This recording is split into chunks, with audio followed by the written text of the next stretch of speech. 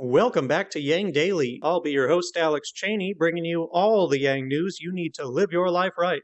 Pretty dark news day, unfortunately, but there's some cool stuff at the end. Let's rip that Band-Aid off. The Supreme Court ruled to uphold the Trump administration's exemptions to the Affordable Care Act's birth control mandate, meaning that employers can deny coverage of birth control if they object on religious grounds.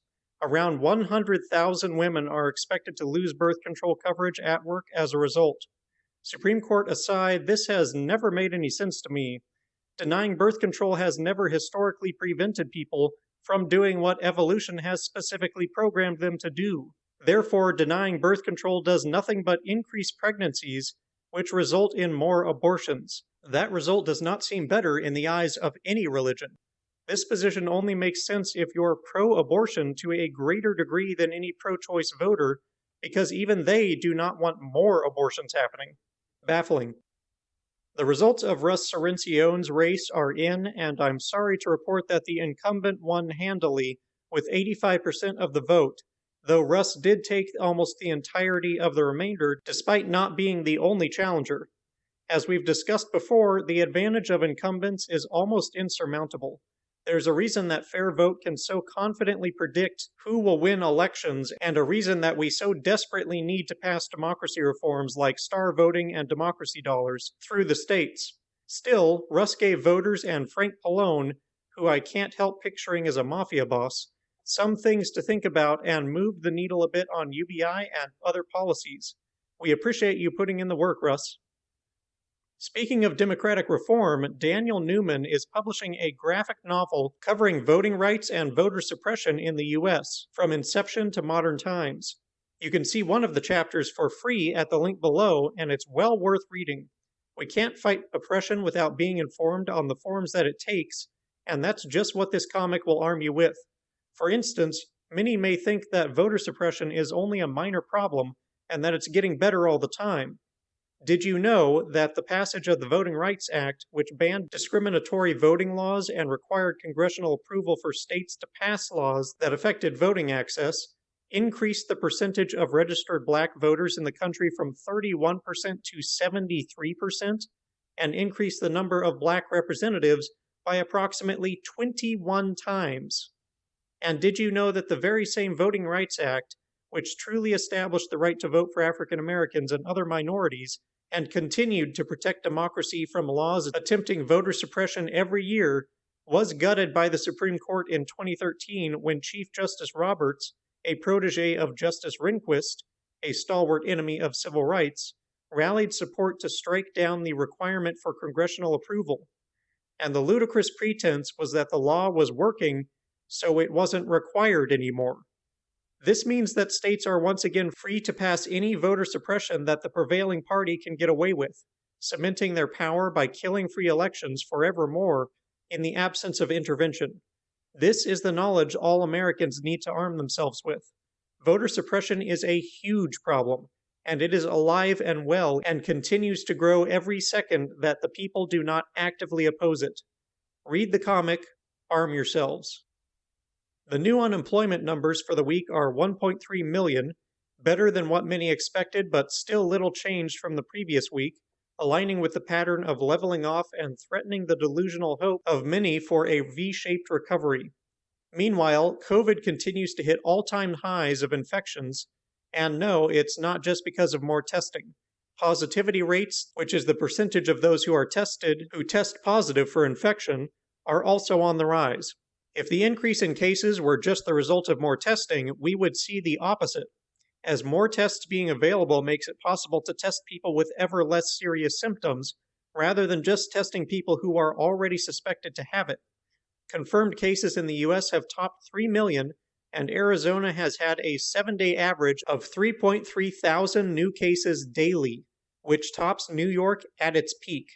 Maybe we'll at least get some respite from the tired remarks of it being worst in Democrat-controlled cities and states. The resurgence also continued to rattle the Dow, which gives some hope that Congress might actually care and act. The NASDAQ, however, continues to hit all-time highs as it contains all the tech stocks that are hoovering up the business lost by physical stores.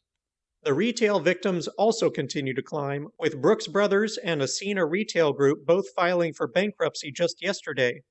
Worse, Dunkin' Donuts announced they are closing 450 stores.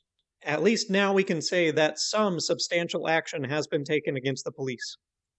Meanwhile, many large corporations are looking to milk the American taxpayer for more bailout money to pad their CEO wallets. United Airlines, which already received more than enough bailout money to cover their entire payroll at a good salary for an entire year, is now threatening to furlough 36,000 employees, nearly half their staff, if they don't get more bailout money. They took the first check on the pretense that they would give it to employees, then pocketed most of it, and are now asking for more. As Scott said in a tweet, if Congress were looking out for the people, they would stop handing money to corporations and give it directly to the people instead. Trump has also begun threatening to cut federal funding for schools if they do not reopen, citing that Germany, Denmark, Norway, Sweden, and other countries have already reopened their schools. He fails to mention, of course, that those countries have all defeated the virus already due to much better management of the pandemic. The number of new cases in Germany yesterday were 238, 57 in Sweden, 11 in Norway, 10 in Denmark. In the US, 55,000. Thanks for pointing that out again, great leader. He also accused Democrats of keeping schools closed just to hurt him in the election. The irony of politicizing school reopenings while claiming your political opponents are politicizing school reopenings. Has he ever made a single accusation that wasn't a projection? At the same time, Trump is criticizing the CDC's guidelines for schools that are reopening for taking precautions against the virus. It's honestly hard to imagine anyone trying harder than Donald Trump to spread the pandemic as fast as possible. Oh, and we'd be remiss to leave the topic of the pandemic without mentioning the hilariously blatant hypocrisy of the 64-member state Republican Executive Committee last week voting to hold the Texas Republican Convention in person, but with none of the elected Republican officials, the subjects of the convention, attending it. They would instead be video conferencing while Republican voters crowd into close proximity to watch the thing that they could be watching from home while breathing recycled air with 1,000 of their closest friends. You can't make this stuff up. Fortunately, the operator of the convention center canceled the event on Wednesday. Something is very wrong when people like this are getting elected. I want to shout out a useful resource for our Christian YangGang as well as all the rest of YangGang who may need to convince a devout Christian. That resource is christiansforubi.com, where Pastor Stephen has put together a promotional hub, including UBI articles from a Christian perspective, Christian leaders who support UBI, resources, a blog, and an FAQ. It's very well done. Check it out. Basic Income Canada also made a new animated argument for UBI, which does a great job of humorously depicting the problems UBI could solve and what UBI is. I only wish that they had included a segment about how it grows the entire economy, not just redistributing income, but generating it. Also, how the rich will still benefit from the economic boom, from a better functioning society, and from less hostility toward wealth. UBI is not a conflict between rich and poor, and it is damaging to the movement when we frame it as such. Let's not forget that the rich currently decide what goes into law, after all. UBI is truly a benefit to everyone. Still, it's a great cartoon otherwise, and I recommend watching it below. Time 100 hosted a discussion between Cory Booker, Angelina Jolie, Dr. Bernice King, Vanessa Nakate, Mayor Michael Tubbs, and the Dalai Lama on topics including a guaranteed income today. You can't go wrong with a cast like that. I'll certainly be listening to it when I get the chance. The Data Dividend Project is alerting everyone to the impending date for filing a claim in a Yahoo data breach settlement, which could earn claimants over $300. If you have a Yahoo email address, search it to see if you got an email from them about the settlement. If you did, follow the article in the description links of the podcast to see what to do about it. Our friend Steven has started a new Twitter trend, #YangGangWorkout, to use for promoting your quarantine workout routines, whether indoor or outdoor. He says to post anytime you're working out and tag it so they can promote it. Personally, my workout was already pandemic-proof. In fact, it's exclusively an indoor affair with the gear that I have. And yet, a workout in VR can seem like anywhere, and a couple rounds of virtual boxing will still work up a real sweat, let me tell you. Nick Politz pointed out that the YangGang have their own Wikipedia page now. Does that make us official? Are we part of history now?